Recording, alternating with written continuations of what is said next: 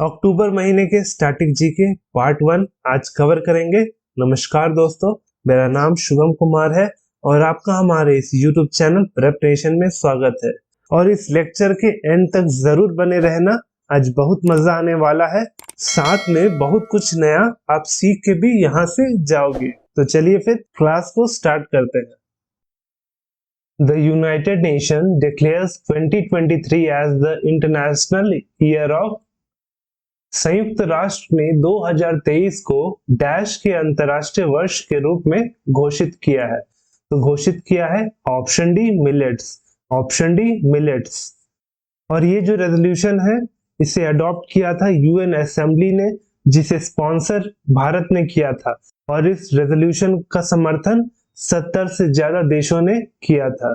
और जो मिलेट्स होता है उसके कई फायदे होते हैं, हेल्थ बेनिफिट तो बहुत ज्यादा होता है और साथ ही साथ ये टफ से टफ कंडीशन में भी ये ग्रो हो जाता है, वो भी बहुत ही आसानी से। और अब बात करते हैं यूनाइटेड नेशन की। तो फॉर्म हुआ था वो 1945 में और उसका हेडक्वार्टर है न्यूयॉर्क सिटी। और जो मेंबर कंट्री है वो 193 है। और इसके अलावा जो ऑफिशियल लैंग्वेज है यूनाइटेड नेशन का वो है Arabic, English, Russian, Chinese, French और Spanish. Who is the current president of Athletics Federation of India? भारतीय एथलेटिक महासंघ के वर्तमान अध्यक्ष कौन है? तो वो है ऑप्शन डी एडिले जे सुमरीवाला। ऑप्शन डी इसका सही आंसर है। और ये फॉर्म हुआ था 1946 को और हेडक्वार्टर न्यू दिल्ली है। As per the Dash Amendment Act, the GST Council was constituted by the President of India.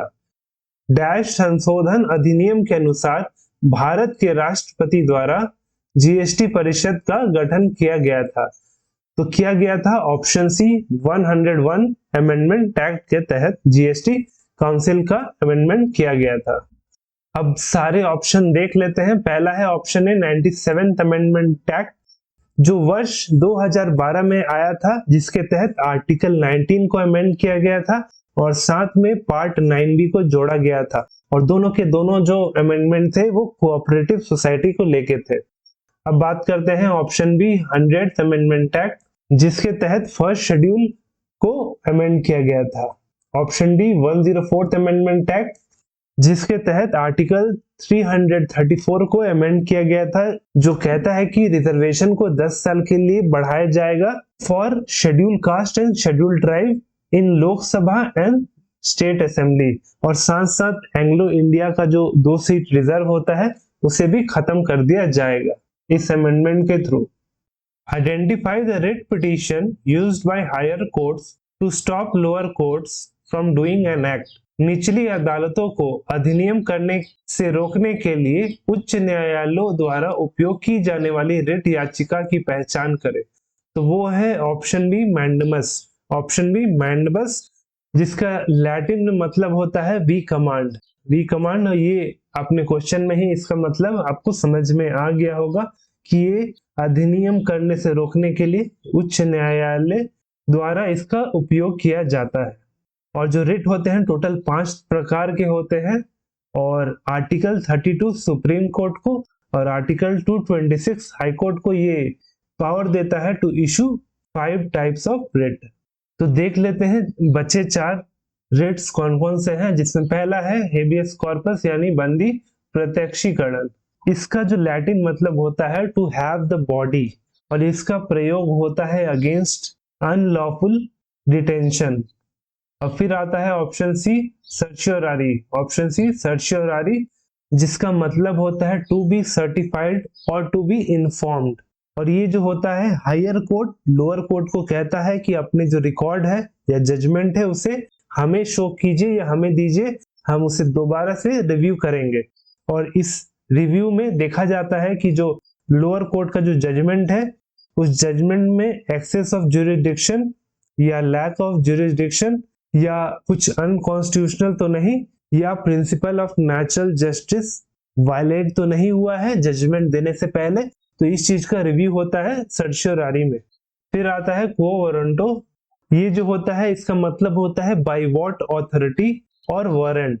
इसमें जो होता है कोर्ट जो होता है पब्लिक ऑफिसर से ये पूछता है थ्रू रिट कि आपने किस अथॉरिटी से वो ऑफिस को अज्यूम किया है, जो आपकी जो कंडीशन है उस ऑफिस को अज्यूम करने की वो सही है कि नहीं, जो एलिजिबिलिटी क्राइटेरिया जो है वो आप पूर्ण करते हैं कि नहीं। अगर नहीं करते हैं तो वहां से आप टर्मिनेट हो जाएंगे, और करते हैं तो फिर आप बने रहेंगे उस ऑफिस में। ये होता है। लास्ट में आता है 5th नंबर का रिट, वो है प्रोहिबिशन, जिसका लैटिन में मतलब है टू फॉरबिड। और वो जो होता है जब कभी भी लोअर कोर्ट अपना जुरिसडिक्शन से बाहर जाके जजमेंट देने का कोशिश करता है, तब हायर कोर्ट ये रिट इशू करता है ताकि वो जो है अपना जुरिसडिक्शन वो क्रॉस नहीं करे। तो ये प्रिवेंशन है। प्रोहिबिशन एक तरीके से प्रिवेंशन है कि जो लोअर कोर्ट का जो जुरिसडिक्शन है उसे लोअर कोर्ट क्रॉस ना करे, वो अपने एरिया में ही रह के वो फैसला सुनाए। इन which year Bidhan Chandra Roy award यानी BC Roy award, India's highest award in the field of medicine, was instituted.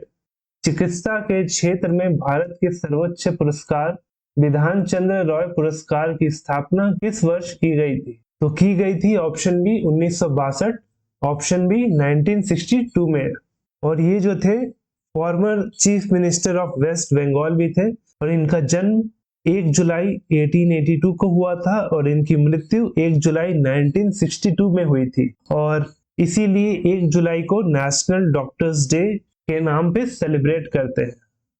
What is the total number of constitutional amendment act passed by the Indian Parliament as of October 2021? अक्टूबर 2021 तक भारतीय संसद द्वारा पारित संवैधानिक संशोधन अधिनियम की कुल संख्या कितनी है?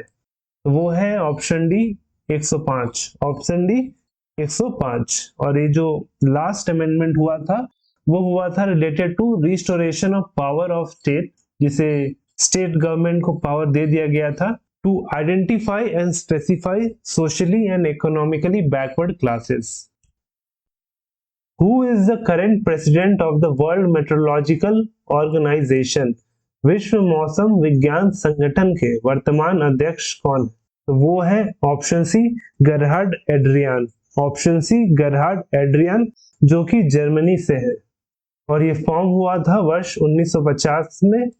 इसका हेडक्वार्टर जिनीवा स्विट्जरलैंड है और इसके जो सेक्रेटरी जनरल है वो है Petteri Taalas, Petteri Taalas. How many fundamental rights are there in the Indian constitution? भारतीय संविधान में कितने मौलिक अधिकार है? तो वो है कुल 6, ऑप्शन बी इसका सही आंसर है। और वो देख लेते हैं कौन कौन से हैं। पहला है राइट टू इक्वालिटी, जो कि आर्टिकल 14 से लेकर 18 तक है। फिर आता है राइट टू फ्रीडम, आर्टिकल 19 से लेकर 22। फिर आता है राइट अगेंस्ट एक्सप्लॉयटेशन, आर्टिकल 23 से लेकर 24। Right to freedom of religion, article 25 से लेकर 28 तक। कल्चरल एंड एजुकेशनल राइट आता है आर्टिकल 29 से लेकर 30 तक।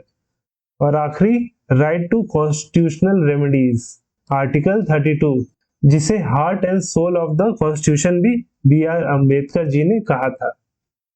Who is the current MD and CEO of ICICI bank? ICICI bank के वर्तमान MD और CEO कौन है? तो वो है option B Sandeep Bakshi, option B Sandeep Bakshi ji. और इसका जो हेडक्वार्टर मुंबई में है और इसका जो टैगलाइन है वो है हम है ना और ख्याल आपका। What is the maximum time allocated for right to information response?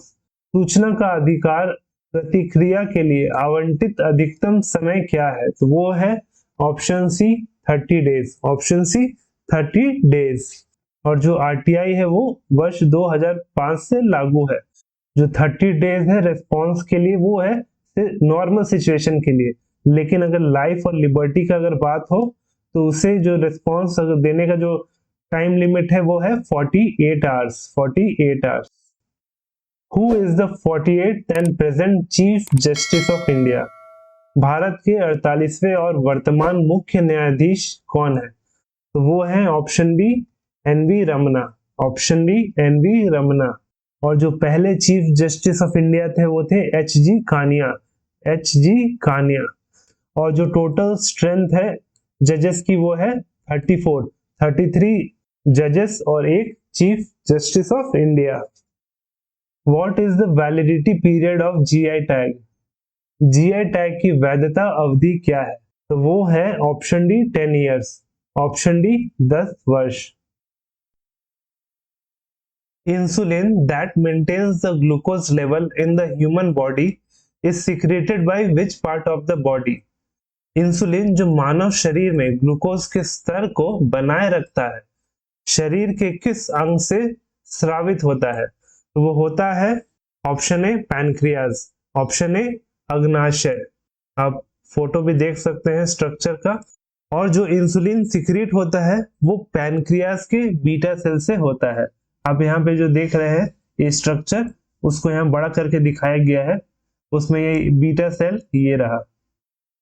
और जो पैनक्रियाज है वो कंपोजिट ग्लैंड है जो काम करता है, फंक्शन करता है एज बोथ एक्सोक्रीन और एंडोक्रीन ग्लैंड के रूप में। एंडोक्रीन ग्लैंड के रूप में ये ब्लड शुगर को रेगुलेट करता है और एक्सोक्रीन ग्लैंड के रूप में ये पैनक्रियाटिक जूस को सिक्रीट करता है, जिसके तहत जो स्टोमक से आया हुआ एसिड है उसे ये न्यूट्रलाइज करता है और प्रोटीन, फैट्स और कार्ब्स को ये ब्रेक डाउन करता है। ऑप्शन सी जो लिवर है वो लार्जेस्ट ग्लैंड है बॉडी का, और ये जो है सिक्रीट करता है बाइल जूस जो कि स्टोर होता है ऑप्शन बी गॉल ब्लैडर में। और जो बाइल जूस होता है वो इंपॉर्टेंट रोल प्ले करता है इन डाइजेशन ऑफ फैट्स। अब जो ऑप्शन डी है पीनियल ग्लैंड यानी पीनियल ग्रंथि, वो जो है सिचुएटेड रहता है डोर्सल साइड ऑफ फोरब्रेन और वो सिक्रीट करता है एक हार्मोन जिसे मेलाटोनिन कहते हैं, और वो रेगुलेट करता है हमारा जो स्लीप और वेकअप साइकिल को।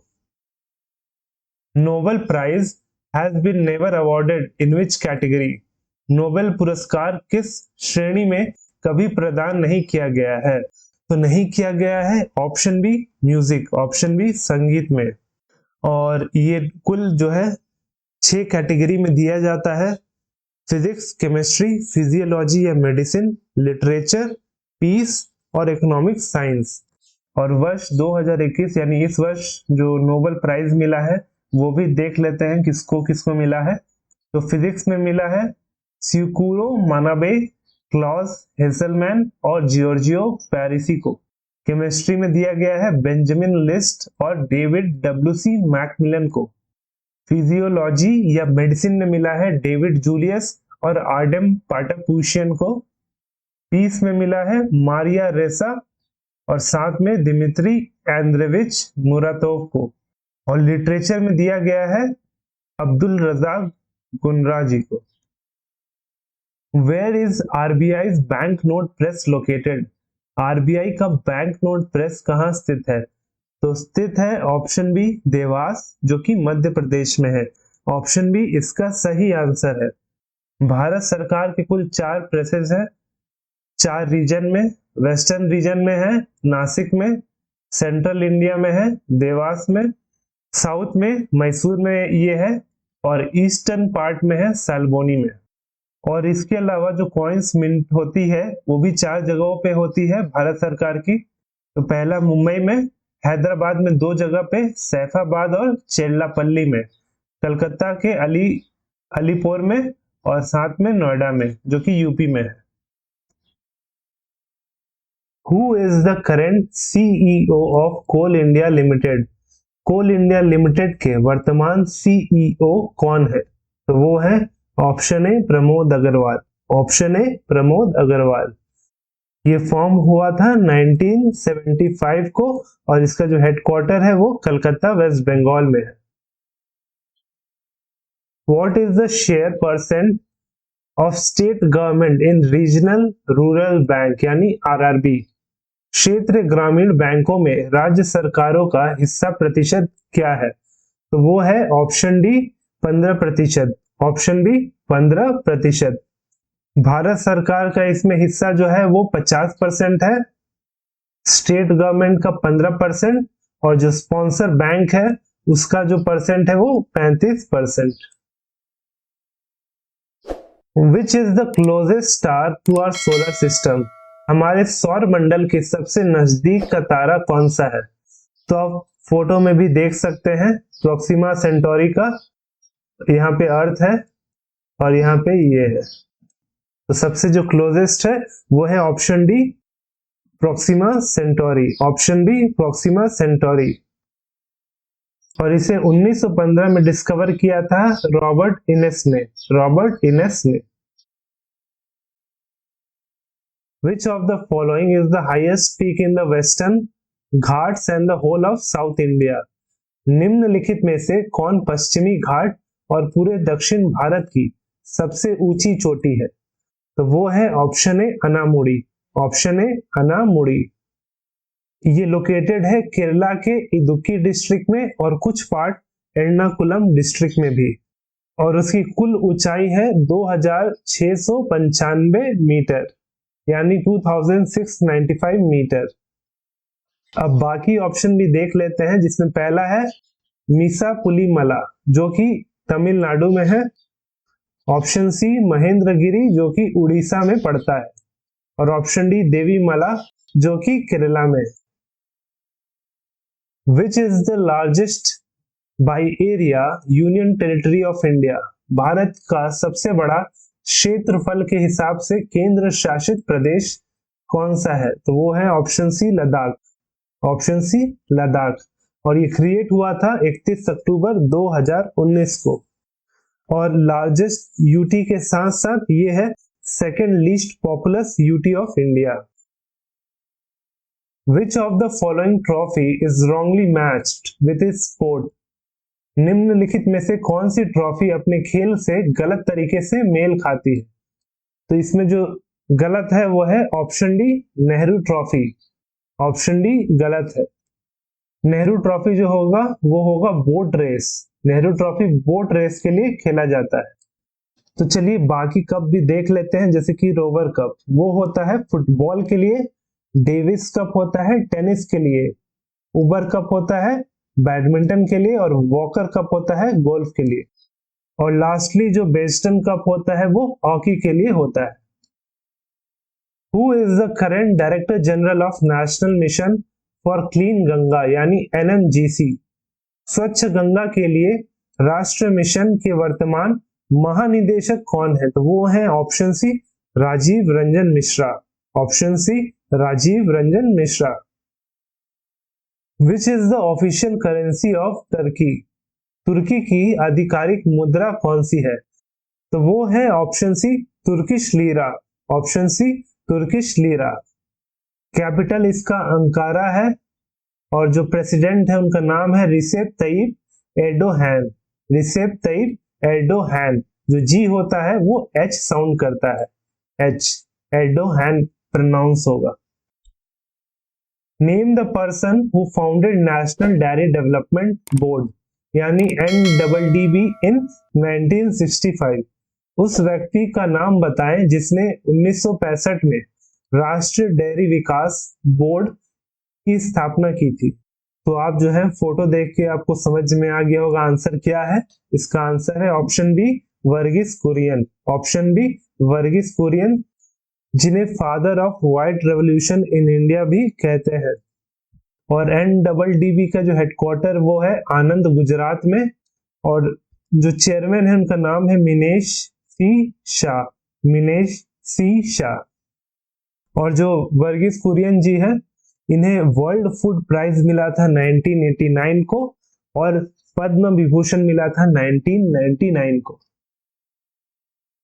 Where is the headquarters of Asian Football Confederation, यानी AFC, एशियाई फुटबॉल परिसंघ का मुख्यालय कहाँ है? तो वो है ऑप्शन बी कुआलालंपुर मलेशिया में, ऑप्शन बी इसका सही आंसर है।